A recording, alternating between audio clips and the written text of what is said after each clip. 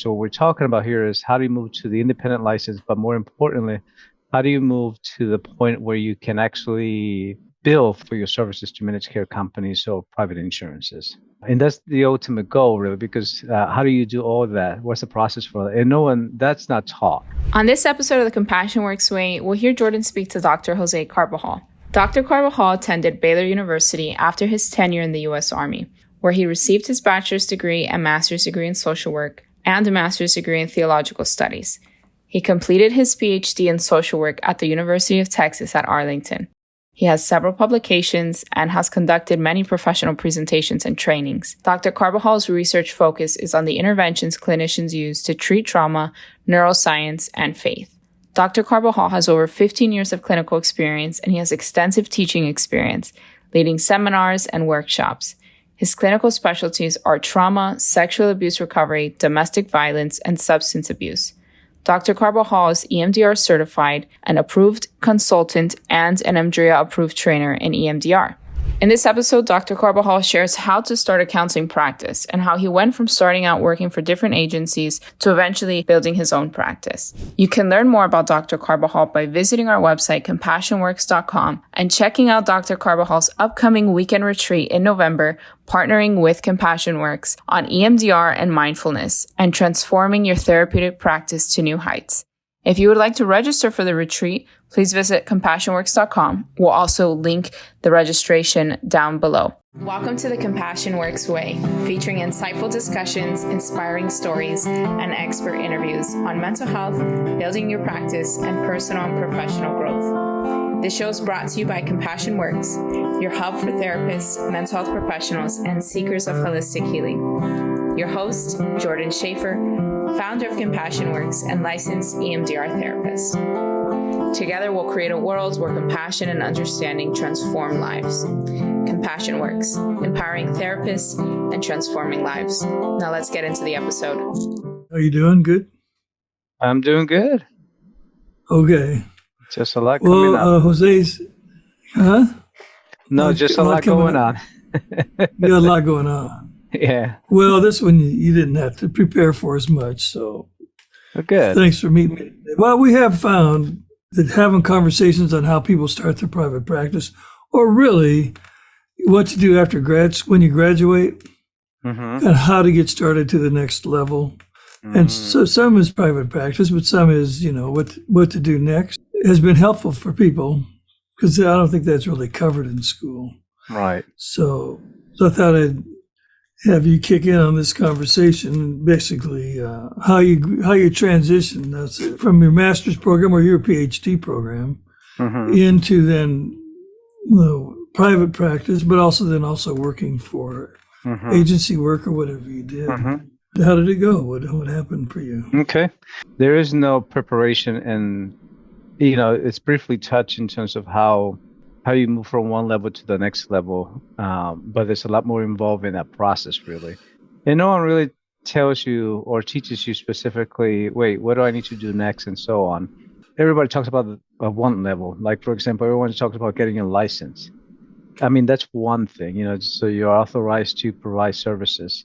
And in particular in social work, for example, and I know LPCs, psychologists as well, in terms of different levels of licensure.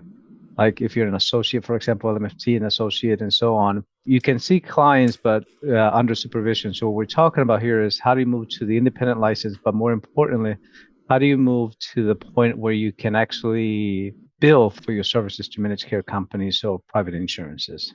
And that's the ultimate goal, really, because how do you do all of that? What's the process for that? And that's not taught. Definitely not. Okay. So for me, I started an agency. And I knew that to be an independent practitioner in terms of providing clinical services and charging managed care companies and so on, I needed to have my independent license. And for social workers, for example, it's LCSW. For LPCs, LPC, psychologists, LP, licensed psychologists, LMFT for marriage and family therapists, and so on. So I knew that was my first step. And so I started an agency because that's where you get hired the most. And also you get the experience about what is with certain populations and so on. Well, so your first step was to start an agency. But that seems like a pretty big step starting out of the box. I'm talking about working at an agency. Oh, you started working at an agency. Working at an agency. Okay, Right. You didn't just start an agency. All right. No, I didn't start an agency. It was working at an agency. So that's what, I mean, in terms of working at agencies, I developed programs and so on, but that's a different thing anyway. But I started an agency. Then after being maybe five years probably, I think in terms of the sequence, then I decided I think I just got tired of the politics of agencies. And I love the population. I love working what I did, but I just didn't care about working for an agency. So I decided to go to private practice. And what kind of work were you doing? Well, I was doing counseling. But a special population or just? Well, initially, so there's two. One was with substance abuse initially, and then with the other population was sexual abuse survivors, children, adults, and so on. And then, of course, then was just the general population, whoever came to my office. So it didn't matter whether it was any particular like CPS mandated clients or for court mandated clients and so on. So I saw all of them, from little ones all the way to adults. But then when I decided to go to private practice, it was just more of that I just got tired of it. No one told me how to do private practice. I knew that, so I did my own research. I knew that in order to go private practice, I needed to be credentialed by different panels. Especially if you are not known, and especially if you don't have the clientele, you don't have the numbers in terms of how many clients you're seeing and so on. You have to start with a panel. If you just go cash only from the beginning, you have to serve a particular population and you have to live in a particular area for that, meaning more affluent and those who can afford to pay for those services. So that was the first thing getting credential, of course, with Blue Cross Blue Shield. That's the first one, especially in Texas. That's the major private insurance. Medicaid definitely was another one. And then, of course, the other ones, Aetna, Cigna, and so on. But then once I got credential, then the next piece was learning how to do billing. And of course, I didn't have anybody to do my billing. I had to learn my own self how to complete the actual form to bill the insurance company. I didn't know at all what form that was, actually. I didn't know how to send a bill to an insurance company. Oh, okay. I had no idea. So I looked it up and learned that, this is the form you have to submit. And then I had to wait. So how do you complete that form? What? I mean, I don't know if you've seen the form, but it's very complicated. It's not the easiest form either.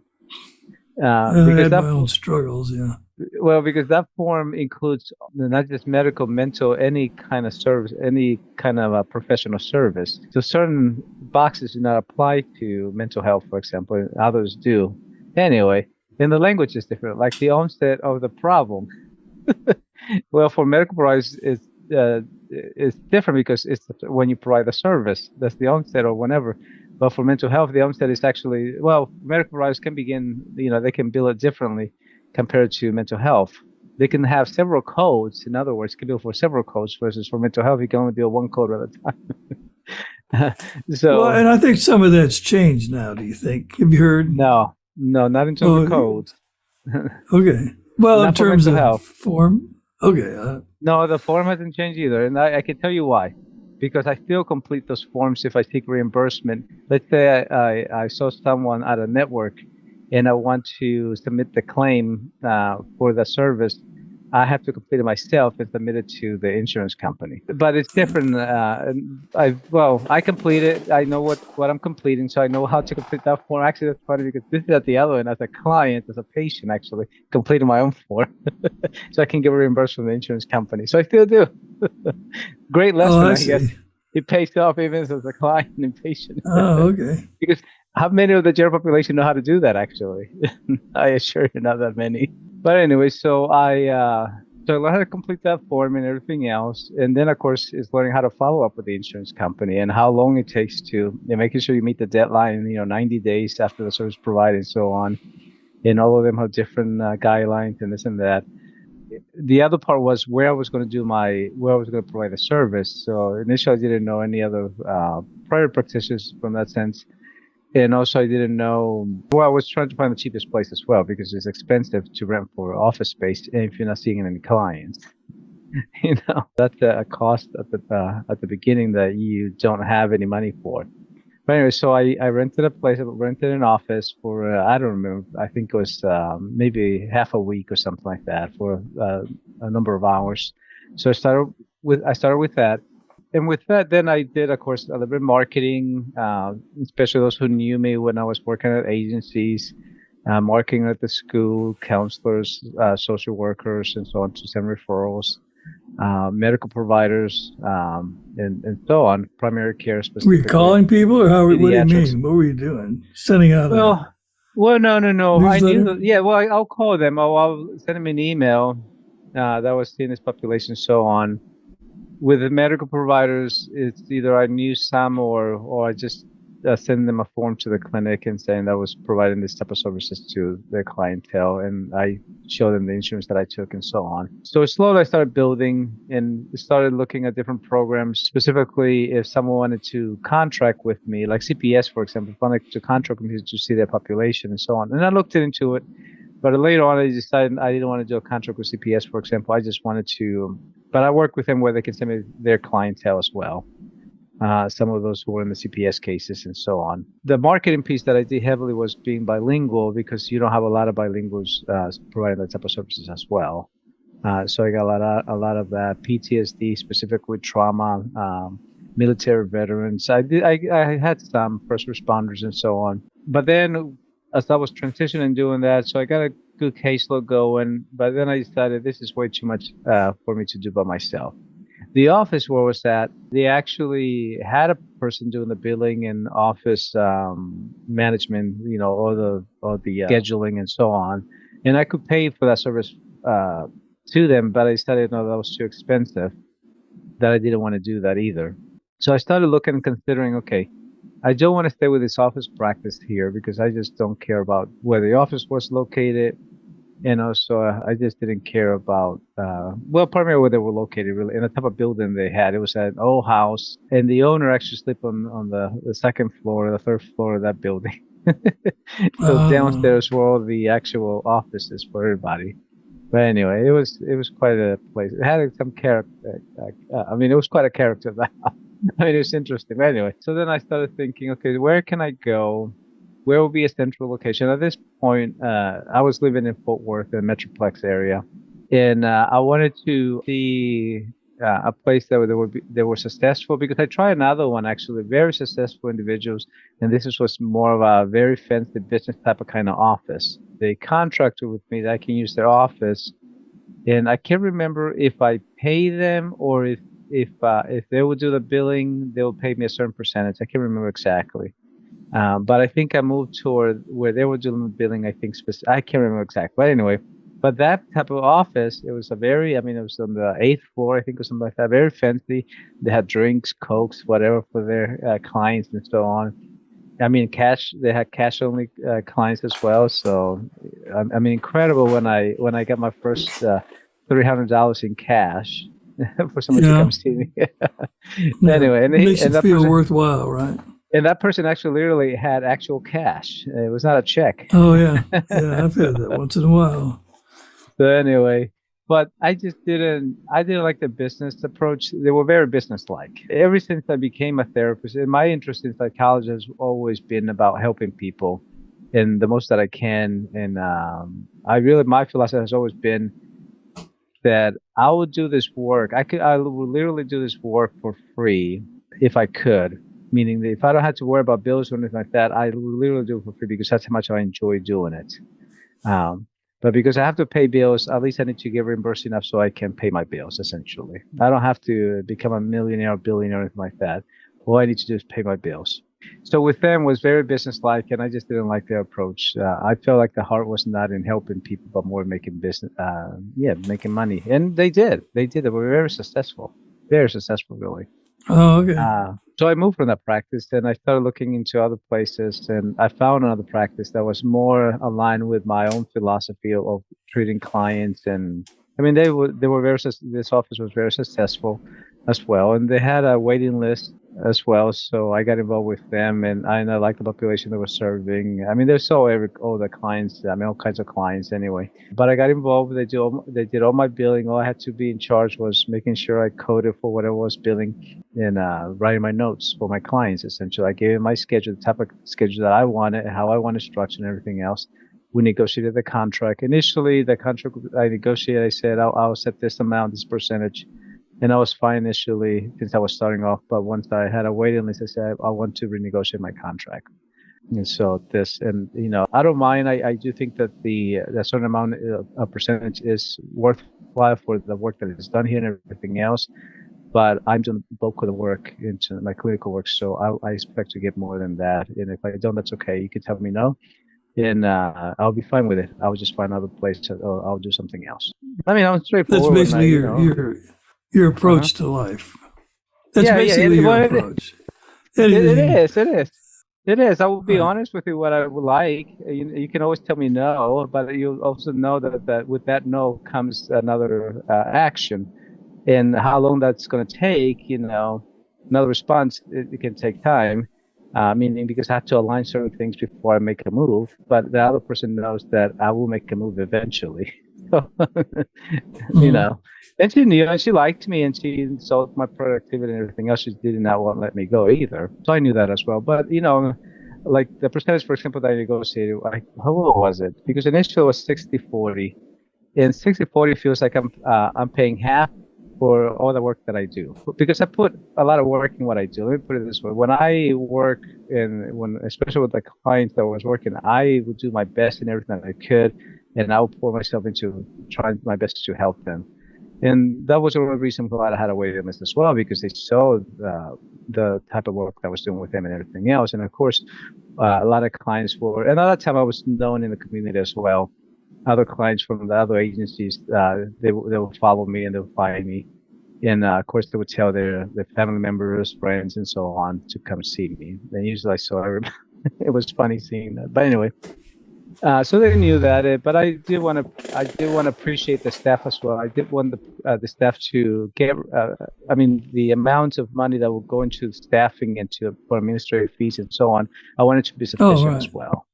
Right, so they're working too, right? Right, exactly. So I didn't want to say I want 90% of this and only 10% for them, because my whole thing is all of us need to be taken care of, and there's different levels of work that individuals do. And I don't mind, I'm not saying that people should not earn more than others. I'm just saying that you're gonna have to do that type of work as well in order to get paid at that level as well, and so on. But that's how I started in private practice, and then do my PhD. And I was in private practice doing my PhD. When I was going through it, I didn't want to teach full time because I love in that practice, I could have stayed there my entire life, actually. If I had not moved out of town, I would have stayed with that practice my entire life and retired from there, because that's how much I enjoyed it, the work that I was doing. Oh, good.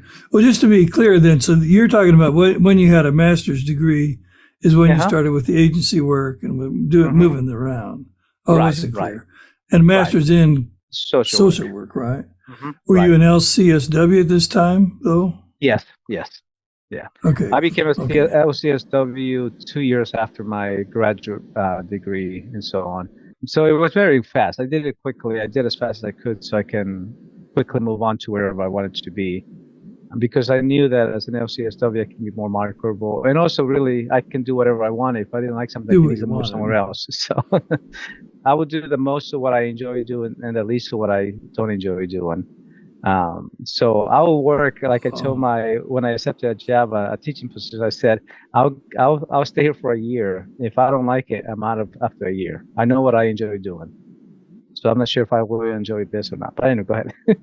Oh, your strategy basically, though, instead of starting your own private practice, which your strategy really is to find someone who's using people who want to be in private practice to support that. Right. You didn't just start your own little private practice and build up from there. You found people that were using people starting out. Well, I did. Initially, I did start my own private practice. The first one that I told you where I rented a space and learned about managed care and so on, I did. But then I realized that I really didn't, that was just way too much work and so on. But anyway. Yeah, okay. So then you move to these other forms. Mm-hmm. And some people do that, though, right? They start their own little group, and they do that part of it, really. Right. So you ended up, I guess you could say, joining a group that fit your need. Yes, exactly. No, that's exactly right. Because initially I started my own private practice, and that was just way too much work. It was not satisfying as much as I wanted to be. So by joining the group, it gave me more of the freedom that I wanted, and the focus where I wanted it to be as well. Yeah. Okay. So now you're working at this, not an agency, but in a group practice, feeling satisfied with it, but then starting on your PhD. Right. Okay. So at that point, I had a good flow of clients, the wait list, and so on, working.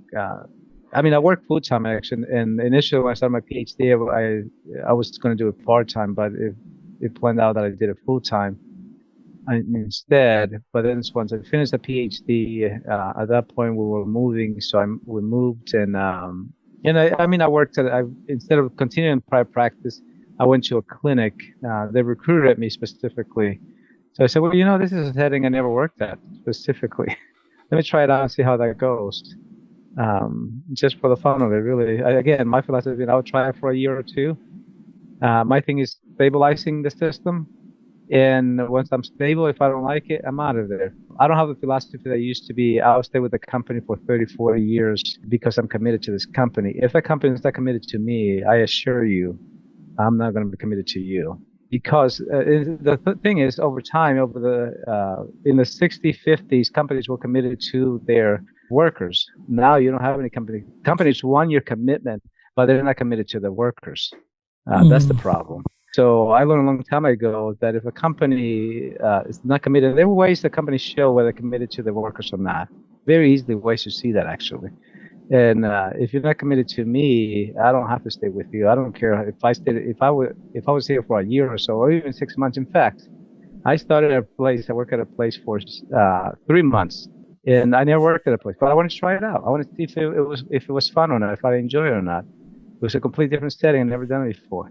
And I was there for 3 months, and I said, no, this is not it for me. And I talked to the manager, to the manager there, and I said, look, this is a wonderful place.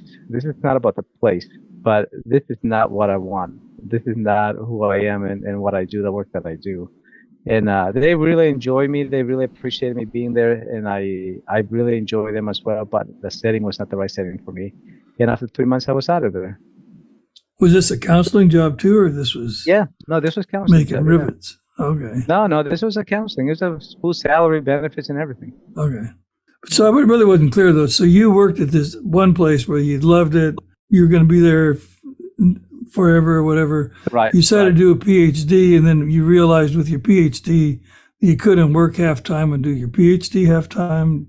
Did I understand that right? Or part time? No. Well, I was working there full time. So since I was working there full time and I didn't want to let go of that, I was deciding that I was going to do the PhD part time. But because the classes were more in the evening, late afternoon, I just shifted my schedule to accommodate to continue with the classes more like full time rather than part time. Since I was in private practice. So private practice is evenings. And right. The deal. Okay. So it worked out that way. So I was able to do that. But then once I moved, then this clinic, they knew I was moving to that area, so they recruited me. Others knew me, and so they told them that I was moving, so they recruited me. And I said, well, I never worked in this setting, because I already had talked to the business owner for that group practice that I can continue. They can do my billing and everything else. It would just be a satellite office where I was going to, and they were willing to do that for me, actually. Crazy as that is, but they were willing to do that. But then I said, well, it's probably better if I never tried this setting, so let me try it out and see if I liked it. And I didn't mind it. That I learned a lot, actually. but there was so much conflict within within management and providers. So I said, no, I'm out of here. So that's when I decided to go full time teaching, actually, instead of going back to private practice. And so was that in Nacogdoches, can you say? Or? Yeah. Okay. So in Nacogdoches is where you got your teaching job, in Nacogdoches. Okay. Correct. I mean, I did teaching as an adjunct in Arlington in UTA, but that was just one class at a time. But the full time, the tenure track was Nacogdoches. Yeah. I see. And at that time so when you moved, did you have your PhD? Yes. At that time, so you moved out. Well, that's why they were recruiting me as well. That's why who was recruiting you? The agency? That agency, Okay. So basically, starting out, your thinking is you can work for agencies, go ahead and be sure to get whatever they call it with the insurance companies, qualified with them. Credential with and then credentialed, and then kind of play it as you go. You might do private practice, or you might do a combination of finding a group practice, whatever would work in that realm. Or do contract work. Like I did, one of the things that I did was contract work as well when I was in private practice. When I was with this group, there was an agency that contracted with me to provide services for their population. So they would they would send their clients, their people to me, to my office, and I would send the bill to them once a month or whatever, how many sessions I had regarding. They would send me a check. And what I did too is that if I couldn't see them, I could just refer to somebody within the office as well that was available to see them as well. And that worked nicely, actually. Well, one thing that I haven't talked with anybody about, but I thought about when I got my LPC, which is that really I think LCSW, LPC, you can do a lot with that, but it takes some luck, but also energy and commitment. In other words, if you write a book and want to do seminars, you can, that gives you a certain amount of credibility, to go beyond just the regular job. Of it. The sky's the limit, but on the other hand, there's a big sky. I don't know where to go. Where to stop? How to ground yourself. And also, if you need to make money along the way, because life's like that, then it's hard. Well, and I treat private practice similar to how I treat an investment. And I know that in the 90s and 80s specifically, it used to be people talk bad about doing it this way, but later on they figure out that this is a better way to do it because you won't lose all your money. Where you diversify your portfolio, your investment portfolio, as opposed to just having one stock and investing all your money in one stock. Over time, people have learned that that's not the best way of investing because you lose all your money. You could make a lot of money, but at the same time, you could lose everything as well all at once. So the same thing with private practice. You have to diversify your practice, meaning that you may want to have a grant. You may have provide services for CPS, for court, probation, and so on, all the different, negotiating contracts with them. Like I negotiated a contract with Fort Worth ISD, for example, to send all their little ones to me. And the thing about that, I laugh about that because technically speaking, they had a policy back then, I don't know if they still do, that they couldn't refer their people to any private practice. They can only refer to non-profit agencies. So I worked with them. I talked to them. Look, I know that's your policy, but that policy is not serving you because all the people that you're sending to non-profit agencies, they don't have the personnel to take care of them. They don't have enough people to actually see them. So your little ones are not receiving the services because of that. Here I am. Here I can connect you to other practitioners within this practice and so on, and actually serve you better because we'll prioritize the little ones for you and so on. And they say, okay, we'll do it. There you go. You have a very flow, if you will, of individuals coming to your office because of that. An easy flow. Well, there are a couple of things in here. So one is income streams. You're talking about having different income streams, not just one. Yes. That's part of it. The other one is your ability to talk with people in a way that they don't feel bound by the rules. Right. And you don't feel bound by them. Right. But that has to do with the relationships you build along the way. Absolutely. because I knew some of those people already, actually, because I was at a nonprofit agency. Of course, they knew me from there, and I had established those relationships. So it was easy to go along and say, hey, by the way, you refer a lot of clients when I was over there, and I'm not there anymore. And the truth is, it was very difficult to see their clients because I didn't have enough space in my calendar, on my schedule, and I was one of the few ones there. So we started talking about that, and I said, "Are they still seeing them or not?" And I said, "Well, since you left, we're not able to send them over there because they're not seeing them as many anymore." Because I will prioritize the little ones because I know how if I get them in and get them out as quick as possible, they can go back to the classroom and actually learn something, because that was the whole objective. So yes, I knowing building those relationships and knowing how to work with them, it's important. And that's just part of your neural networks. Well, I guess your so, attachment system, right? Well, it is. It is. Yes, I think so. In terms of building relationships and establishing them. Another aspect, for me at least, which a lot of people don't have this, but I do love business. I know that I say I don't care about the business and I don't care about making money, but I love business, actually. I do enjoy that aspect. I do enjoy finances and looking into all those different things, and I can do it, and I've done it. When I was in the Army... when you say you love business, are you saying you love business? Yes. By business, what do you mean? You mean the negotiation? The aspects of a business administration, whether it is building something new, innovating something new, or running something that's already established, whatever it is, I don't mind. I can do it, and I've done it. Like when I was in the Army, I managed, I think it was over $500,000, maybe more than that, budget for the office. So I was in charge of spending all that money. That was my job, to spend all the money that was in that budget, actually. So I had to be creative how I spend the money, because at the end of the year, actually, if that money was not spent, we'll have to go back, and then I will get a cut for that expenditure. So I had to make sure that two things. One is that I budgeted properly. Another one is to get creative with, at the end of the year, to how I can spend the money so I wouldn't get a cut either. So I really enjoy, and I guess the way to conceptualize is I love seeing things grow. And maybe that's why I enjoy therapy, because I love seeing individuals grow. And that's the whole thing. I joke with my clients all the time, saying that you're here to improve. And either one of us has to leave this office, and it's not going to be me. One of us has to basically be finished with the treatment here. Either you leave the office or we need to change something about it, because otherwise, if nothing's working, in other words, something needs to change. And I'm not going to change because I'm not there for therapy. I will do my best to learn and see how I can help you. But if nothing is changing, then obviously I need somebody else that's going to help you change. And if it's not me, that's okay. That's perfectly okay. You can go somewhere else. I'm sure they're better than I am. Others better than I am. There's no question about that. And I accept that as a fact. And you can find better services. Absolutely.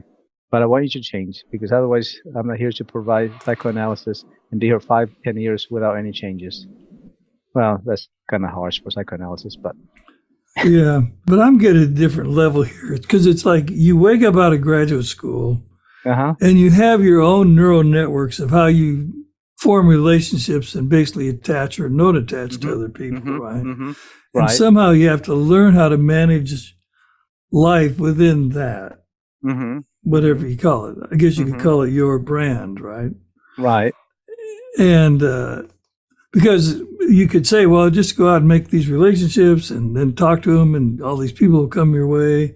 But if that's not a natural style or a flow, then it doesn't really work like that.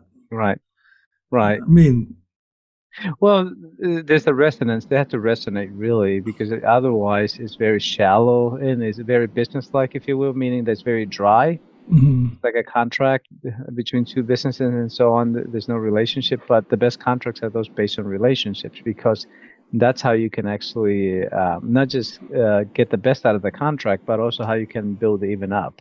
But still, it's more like you have to learn how to leverage your own dysfunctional personality, or in your case, functional personality, to I guess, get what you want out of life. So I'm a therapist. I want to see clients, but maybe I'm a therapist, but I find out, I'm not that good. So maybe what I'll do is help other therapists. I'll take care of the billing, and I know how to manage the office, but I don't really know how to do it. But it doesn't resonate after a while. So then you do another piece of it. Right. Or like I went to training, so maybe that seemed more like a natural evolution of my personality, I guess you'd say.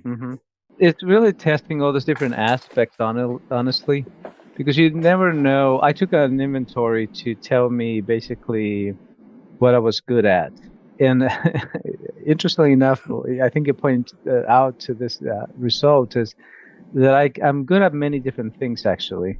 Okay. The question is, what motivates me the most? What motivates me to do certain things or not? And that's what I'm going to be doing the most. Not because I'm not good at this or that, actually, because I can excel at all those different things.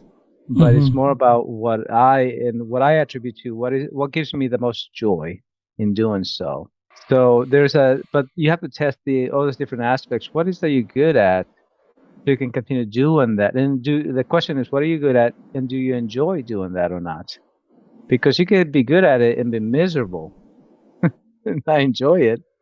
In other words, you're just going to paycheck, which is fine if that's the case. That's all you want. But at least for me, that's not all I want, really. So you can be good at something but be miserable doing it? Yeah. It interests me that we have to take some kind of interesting whatever exam to find out what really motivates us. But I think that does happen, right? Well, I mean, that's at the intrinsic level. Sometimes we don't know really. And I guess learn time. Well, it probably. I mean, even from my childhood and all those aspects that you're talking about, like my grandmother was a salesperson, and when I was available, she would take me with her to, when she went selling and whatever, and she would take me shopping as well and looking how to negotiate and stuff. So I have the imprint, if you will, of seeing my grandmother do all that stuff actually. But when I was in high school, it was interesting, and I don't know if it's persona or whatever it is. But people always found that they want to talk to me.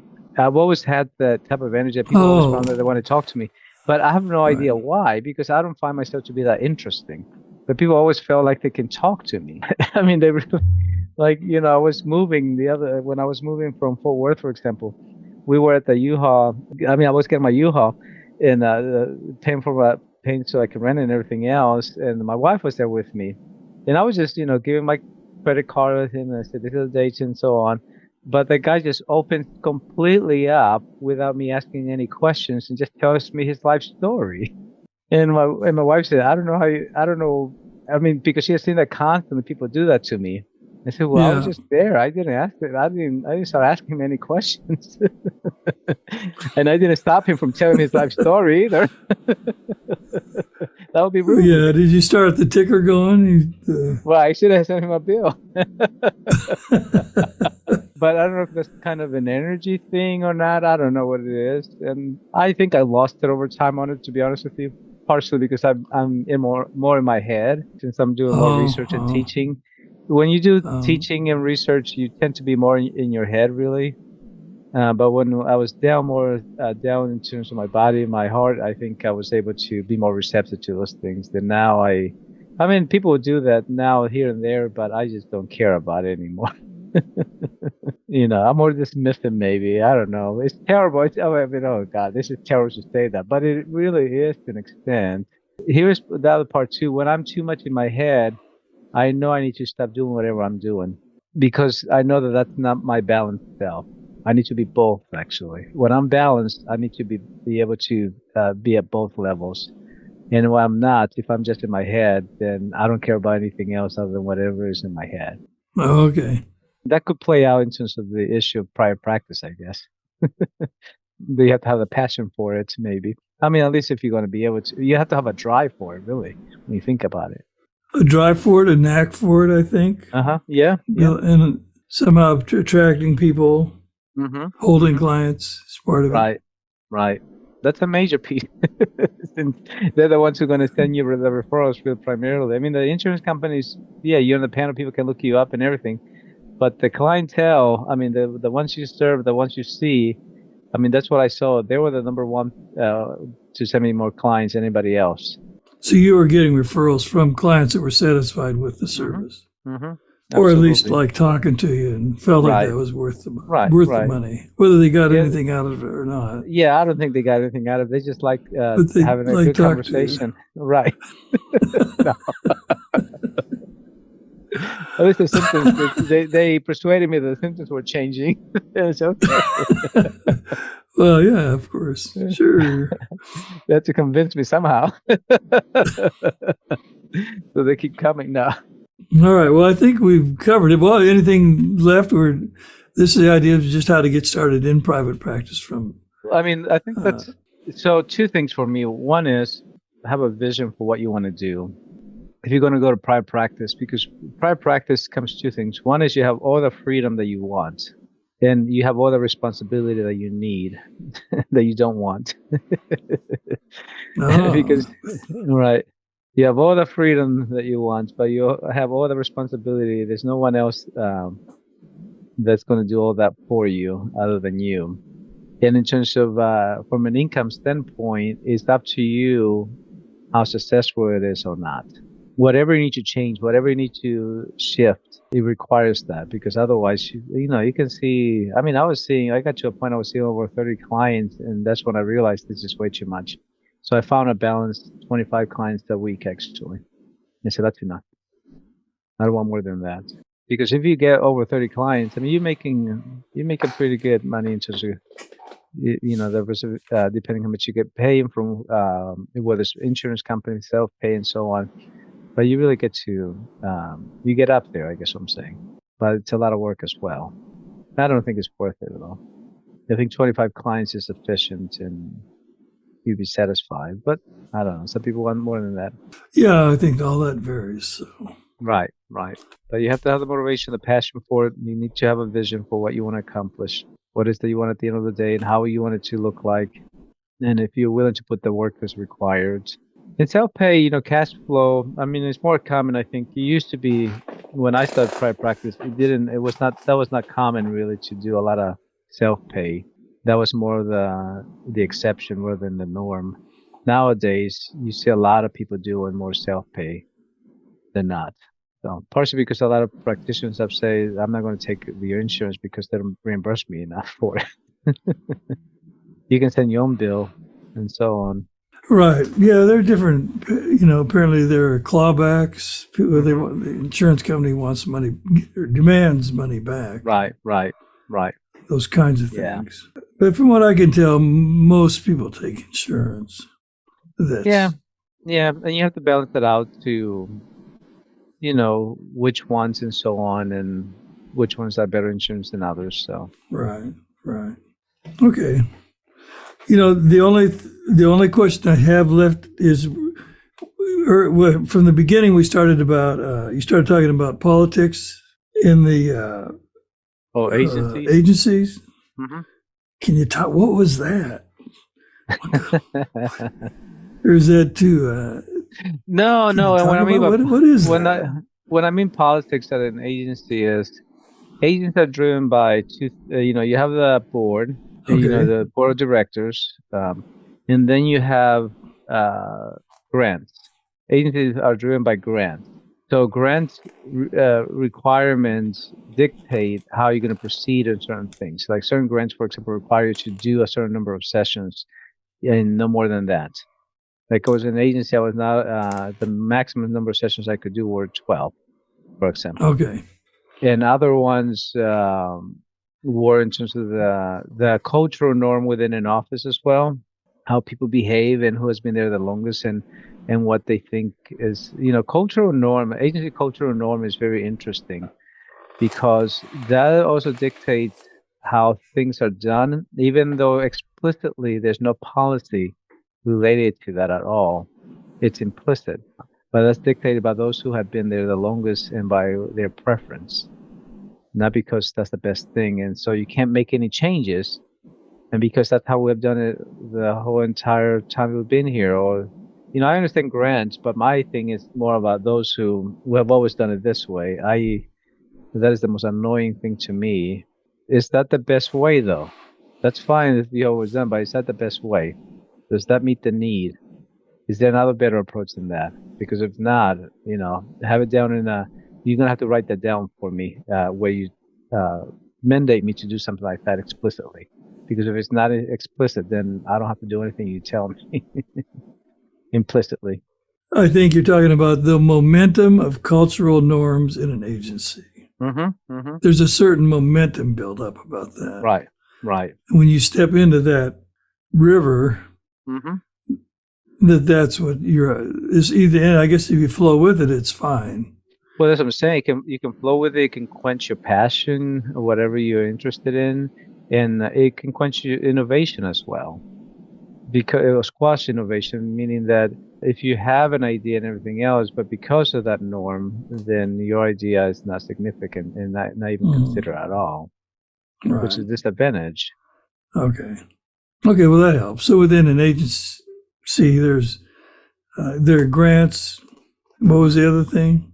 The board of directors. Or the board of directors. Mm-hmm. Within all that, there's a lot of different people, I guess you'd say, that need to be kept satisfied. Right. Exactly. Please. There are a lot of dynamics that play there. Exactly. They need to be kept Actually, that's a better word. They need to be kept satisfied. And if you don't fit the norm, which usually I don't fit any norm in terms of those pieces, because I don't care about satisfying the people. In terms of administrators and so on, I care about the work that I do and helping the population that I'm working with. And that can be counter to whatever that is. Well, there's the board, there's the executive director, and there's the staff. Right. And it's all in some kind of balance, and your job is to help keep the balance. Right. Once in a while, you see a client. So because some policy can be, and some policy can be counter to seeing a client. Like I know I work in an agency, there's a specific policy you couldn't talk about certain issue because that was against the agency policy. Well, as a clinician, how can I talk about certain issues? How can you not talk about them, right? Right. I mean, as a therapist, everything's open. But because of policy, that dictates, and so I had to navigate that, which my thing is, you never went in the notes. What do you mean? I don't have any documentation that I ever talked to anybody about that. Or they talked about it, but I didn't talk about it. No, I'm kidding. Well, you had to manage it, but you're saying that's not satisfying. So no, it's not. It's not. Okay. Well, thanks a lot. I think we covered what we wanted to today. Oh, excellent.